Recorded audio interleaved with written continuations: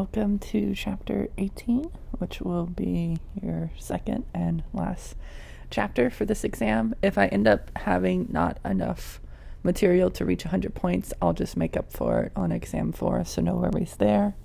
But we should get a good bit of information from these two chapters, because I can ask you lots of math questions from chapter 11 with WAC, asking you for the cost of debt, the cost of preferred stock, the cost of equity using CAPM, the cost of equity using the dividend model, the cost of equity of new equity with flotation cost using the dividend model.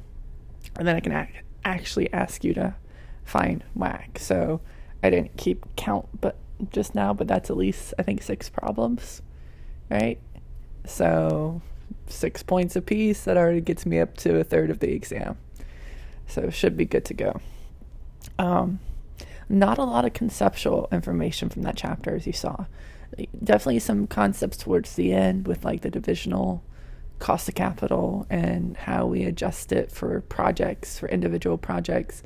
And, especially what happens if we end up not adjusting. That's really one of the big takeaways from that, which I don't think I put on as a quiz question, but maybe I should have.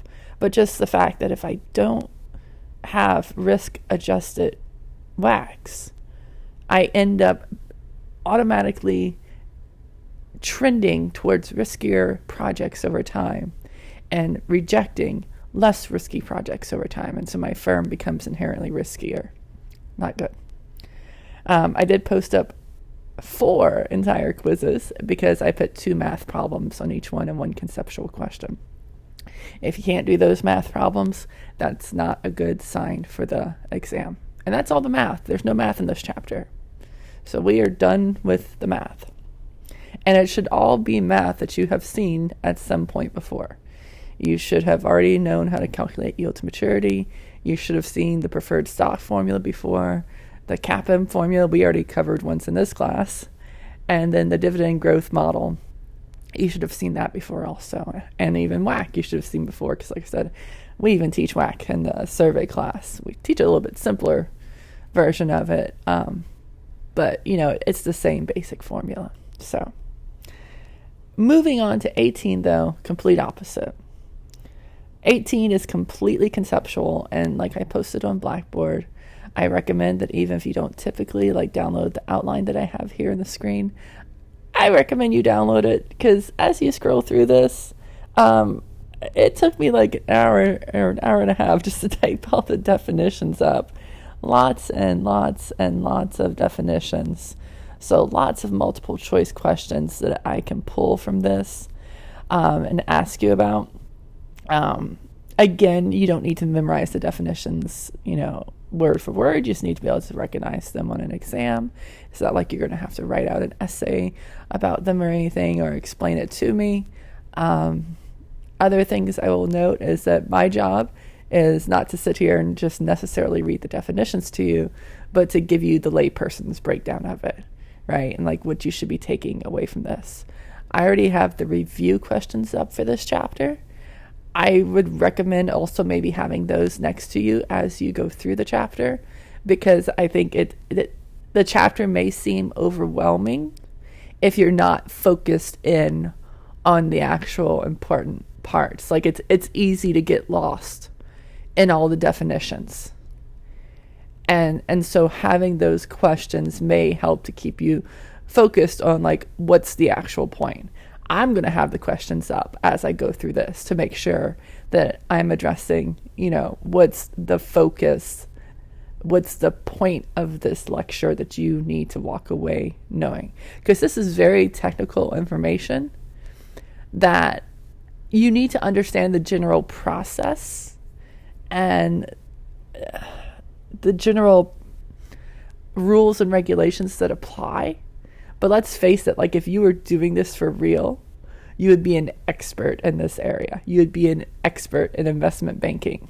And that's what this chapter is about. So think about chapter 11 as being determining how we figure out how we calculate the cost of money for the firm, right? The WAC for a firm. Whereas this chapter is like, okay, how do we get money? And specifically, what role do investment banks play in helping us get that money?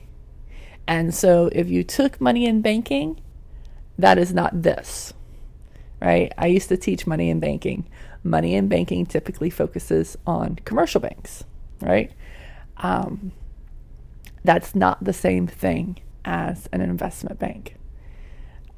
Little backstory on investment banks really quick before I actually start the lecture. Way back when, in the 1930s with the Great Depression, investment banks, prior to the Great Depression, investment banks and commercial banks were allowed to be under the same organization, right? They were allowed to be just a bank, let's say. During or after the Great Depression, I should say, not during, they partially blamed the Great Depression on the fact that banks were behaving too risky because they were pursuing investment banking activities along with commercial banking activities. Commercial banking is thought to be very, very safe, right? They take your deposits, they make loans. Heavily regulated, heavily scrutinized, right? They got state agencies that they're regulated by. They got the FDIC that they're a member of, possibly, hopefully. Please don't bank at banks that are not part of the FDIC. And then they have the Fed, the Federal Reserve, right? And so very heavily regulated because it's your money, right? And when you go to take your money out to pay your rent or to make your car payment or to go to McDonald's, it has to be there.